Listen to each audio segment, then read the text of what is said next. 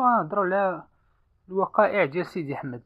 هذاك الشخص اللي ارتكب هذيك الجريمه في سيدي احمد، كلشي كيقول عليه مختل عقلي، وكاين اللي كيقول عليه لا هذاك ماشي مختل عقلي، او عارف شنو كيدير. هذاك ماشي مختل عقلي، لابس مزيان، كيفاش عطاتو خاطرو يهز بنادم دير ليه بحال هكا وتقول ليه مختل عقلي.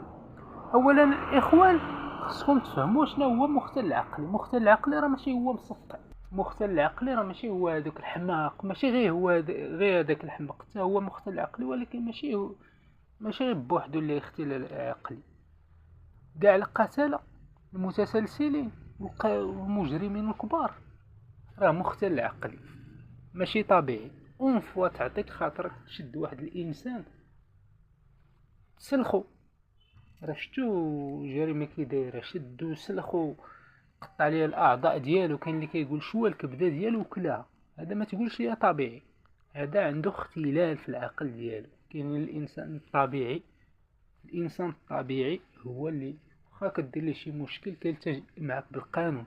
واخا كيغلبك في المضاربه مثلا، قد يغلبك في المضاربه ما يمكنش يدير لك بحال هكاك، غيضربك يدير لك كلشي، ولكن باش يهز لك الروح ديالك ويبدا يتفنن فيك، يقطعك طراف مثلا الاطراف ديال الجثه ديالك، ويكون عندك هذيك السيطره بسيكوبات كيقول له. هذاك هو الاختلال العقلي. ونفوا كتعطيك خاطرك تبدا تعدى على بنادم وتفنن وتمتع تلذذ بالتعذيب ديال واحد الانسان، واحد اخر ولا حيوان ولا كما كان المخلوق، راك وليتي مختل عقلي. هادشي اللي بغيت نقول. وهاد الانسان بحال هاد الناس هادو، الدوله ما عرفتش واش كاينه في برا ولا لا، ولكن الدوله المغربيه خصها دير ليهم شي، خص دير بحال دابا هذا اللي تشد، لا يكفي انك تهزو وتحطو في الحبس مثلا، ولا تحطو في الكاشو، ولا ديال السبيطار ديال الحماق، ما عرفناش اش غيديروا معاه هذا. حيت هاد النوع هذا ما يخلعوش الحبس، هذا الحبس ربما يزيد جرائم اخرين في الحبس، الا داروا مع الدراري ولا داروا وسط ناس اخرين، قد يزيد هذا جرائم اخرى وسط الحبس. هاد الانسان هذا خصو شي مسار بوحدو، شي مصير ديالو بوحدو، شي ما عرفت انا شنو، ماشي انا اللي غنوري الدوله، ولكن انا غير كنقول في الراي ديالي هاد الناس هادو خصهم شي حاجه، شي مصير ديالهم واحد اخر. الحبس مثلا راه مديول لواحد، مثلا شكون غادي نقولوا غيبزديه الحبس، غيردعوا الحبس ولا غيربيه الحبس. مثلا واحد سرق مثلا، ولا شي واحد ضارب شي سوء تفاهم، ولا مثلا هذوك الجرائم الكلاسيكيه التقليديه، شي واحد اغتال شي واحد، هذا كيفكر الحياه ديالو. ما هذا راه ماشي انسان طبيعي، هذا مختل العقل.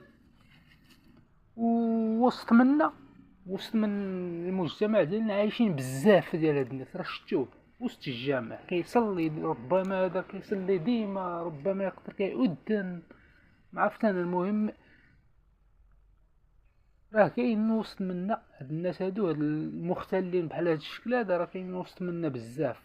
قد يكون كيصلي ديما، قد يكون خدام في شي وظيفه، قد يكون حيت شنو كيدير داك الشيء، لا ربما ما عرفت انا، كنقول الفراغ كنقول، ولكن كاين اللي عنده الفراغ وما يقدش يدير داك الشيء. ربما يكونوا اضطرابات قديمه، دازو عليه شي اضطرابات قديمه، بحال مثلا السفاح ديال تارودانت، هذا كانوا وقعوا ليه مشاكل في الصغر،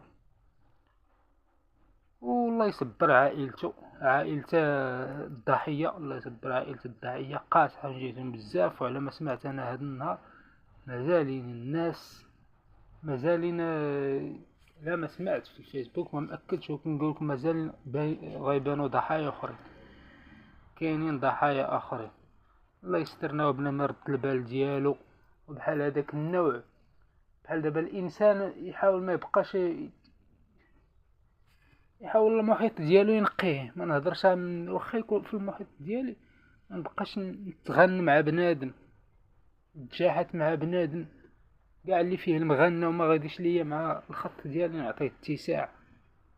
اش غنبقى نتغن مع انا بنادم؟ عطا الله كما قلت لكم المجتمع ديالنا عامر بلي بسيكوبات، عامر